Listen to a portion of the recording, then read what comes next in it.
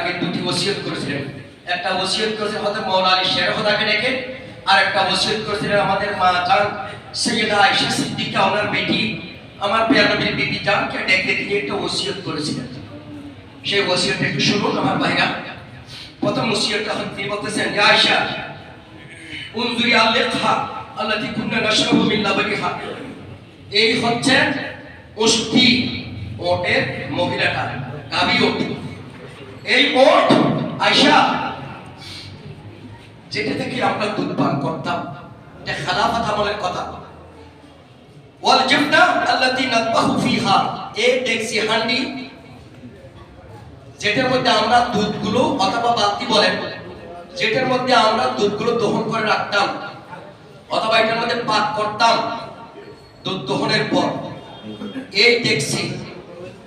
ওয়াল কাতিফা আল্লাতী কুননা নালবাসুহা, এই একটা কম্বল, এটা মোটা কম্বল, মানে আমাদের সব কম্বল মোটা, এটা না কাঁথা আছে, আমাদের দেশে কাঁথা আছে, কাঁথার সেই একটু মোটা মোটা একটা এই কম্বল, যেটা আমরা আমার খেলাফত আমলে আমি পড়তাম। এটা রাষ্ট্রীয় কোষাগারের জিনিস। ওষ্ঠী, ডেক্সি এবং এই কাপড় মোটা, শীতকালে যেটা ব্যবহার করতাম শীত থেকে বারণ করার জন্য।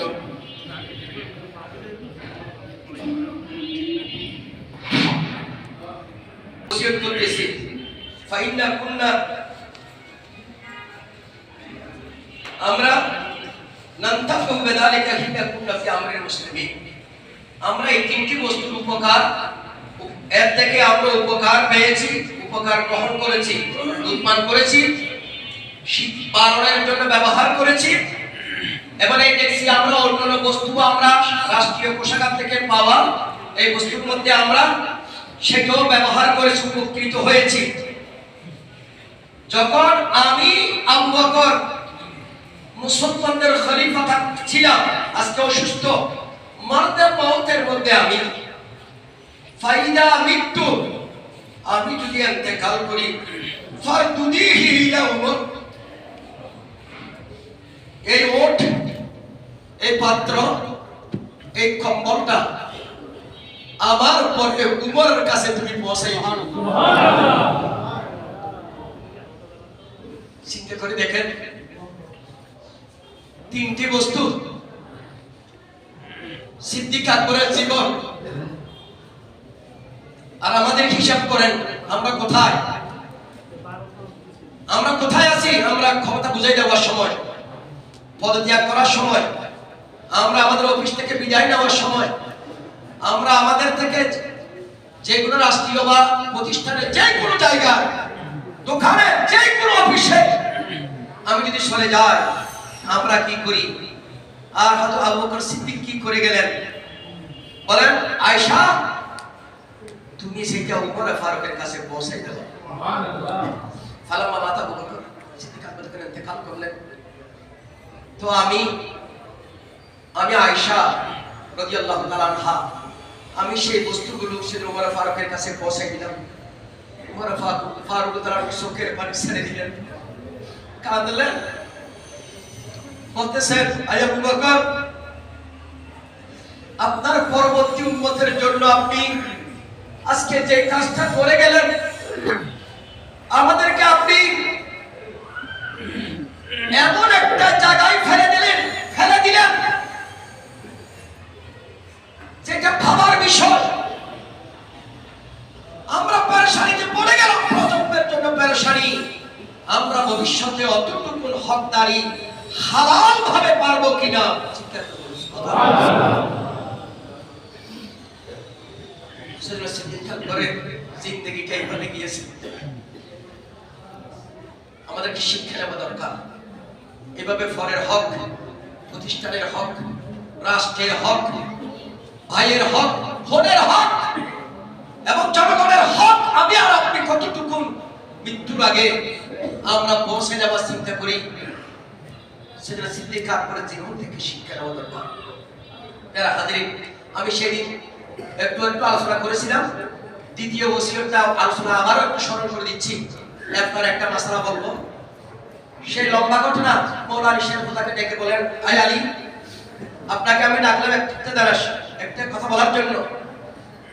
ফাইদা আনা মৃত্যু, আমি যখন মৃত্যুবরণ করব, ফাগাসসিলিনি বিল কাফিল্লাযী কাসসালতা বিহি রাসূলুল্লাহ সাল্লাল্লাহু আলাইহি ওয়াসাল্লাম মুহাম্মাদুনি ওয়াদহাবু বি ইলাল বাইতিল্লাযী ফীহি রাসূলুল্লাহ। আয় আলী, আমি যখন ইন্তেকাল করব, আপনি আমাকে আপনার ওই হাত দিয়ে আমাকে গোসল দেবেন, ওই হাতের তালু দিয়ে আমাকে গোসল দেবেন, যে হাতের তালু বুলিয়ে বুলিয়ে আমি আমার নবীকে, আমার দয়াল নবীকে গোসল দিয়েছিলেন, আপনি সেই হাত দিয়ে আমার একটু গোসল দেবেন।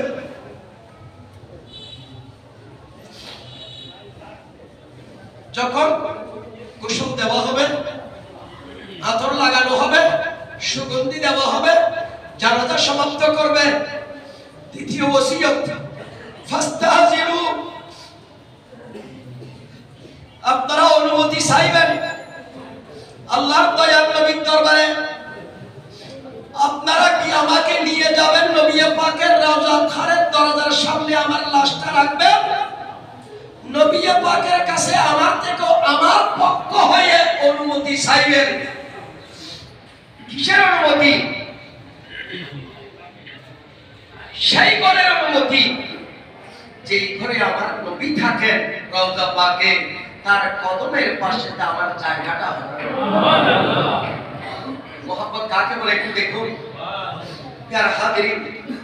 তখন তিনি আপনারা প্রস্তাব দিচ্ছি, আয় আলী, ফাইন রাআইতুমুল বাব কদ ইফতাহ ফাআদিলু, আপনারা যখন দেখবেন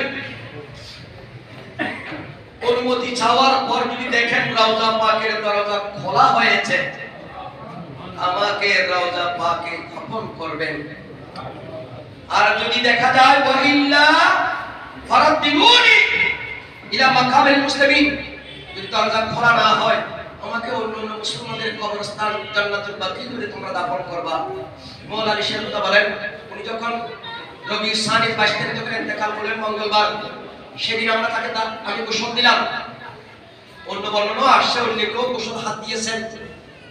তো ইন্তেকাল জানাজার পরে ওনাকে রওজা পাকের দরজার সামনে মওলা আলী শের ফাকুলতু ইয়া রাসূলুল্লাহ, দেখেন মওলা আলীর আকীদা দেখেন, সিদ্দিক আকবরের আকীদা দেখেন। আমরা সুন্নিয়া কোনো বানায়ে কথা বলি না, আমাদের কথাগুলো অনেকের কাছে শক্ত মনে হয়, কিন্তু এই জামানায় শক্ত বলা ছাড়া কোনো পথ নাই। মিনমিন করে দুদিল বান্দা কালিমা সুর না পাই শাসান না পাই গোর, ওই আজকে মুনাফিকের দল সব জায়গায় বেড়ে চলেছে। যেখানে যায় সেখানে ভাব ধরে কথা বলে বেড়ে গেছে। মওলা আলী শের খোদার ভাষা শুনুন, তিনি বলতেছেন ফাকুলতু ইয়া রাসূলুল্লাহ। সুবহানাল্লাহ। রাসূল তো রওজা পাকে আরাম ফরমাচ্ছেন, কিন্তু মওলা আলীর ভাষা হচ্ছে ইয়া রাসূলুল্লাহ। সুবহানাল্লাহ। নাম ধরে ডাকে না। আজকে যারা ফতোয়া দিচ্ছেন ইয়া রাসূলুল্লাহ রাসূলুল্লাহ ফালতু স্লোগান যারা বলেছেন, এরকম মৌলবি আছে না নাই? আছে। জোর আছে না নাই? আছে। আপনি এর সমর্থন করেন।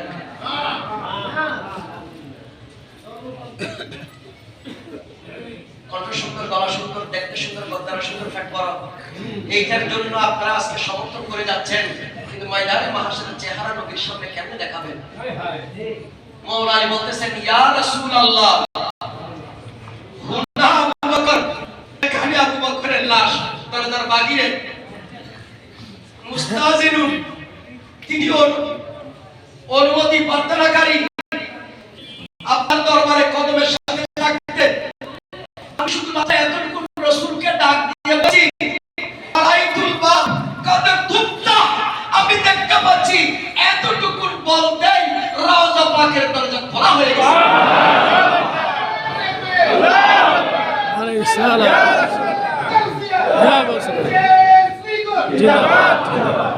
ওয়া সামি'তু قائلا يقول أدخلوا الحبيب إلى حبيبي ফাইনাল হাবিবা ইলাল হাবিবে মুশতাকুন। খাসাইসুল কুবরার মধ্যে আসিরাতুল হালাবিয়া তারিখে দামেস্কে তিনটি কিতাবের মধ্যে এই ঘটনা এসেছে। রওজা পাক থেকে আওয়াজ আসতেছে, আদখিলুল হাবিব, বন্ধুকে তোমরা দাফন করো, প্রবেশ করাইয়া দাও বন্ধুর পাশে। ফাইনাল হাবিবা ইলাল হাবিবে মুশতাকুন, বন্ধু বন্ধুর জন্য পাগল। সুবহানাল্লাহ। সিদ্দিক আকবর তার আগে এক নাম্বার নবী জিন্দা, কথা বলেন ঠিক না? তার আগে নবী থেকে অনুমতি চাওয়ার প্রার্থনা করেছেন তিনি, ওনার আকীদা নবী জিন্দাবাদ। তোরা বলেন নবী জিন্দাবাদ। যারা মরা নবী বলেন তাদের সাথে কোনো সুন্নি সম্পর্ক হতে পারে না। দুই নাম্বার, ওনার আকীদা হচ্ছে নবীর কাছে যদি প্রার্থনা করলে প্রার্থনা কবুল হয়। সিদ্দিক আকবরের সেই প্রেমের কারণে, ভালোবাসার কারণে দুনিয়ায় ছিলেন নবীর সাথে, প্রার্থনার কারণে নবী তাকে তার পাশে ইন্তেকালের পরে জায়গা দিলেন। সুবহানাল্লাহ। সেই মহব্বত আল্লাহ আমাদের দান করুন। আমিন।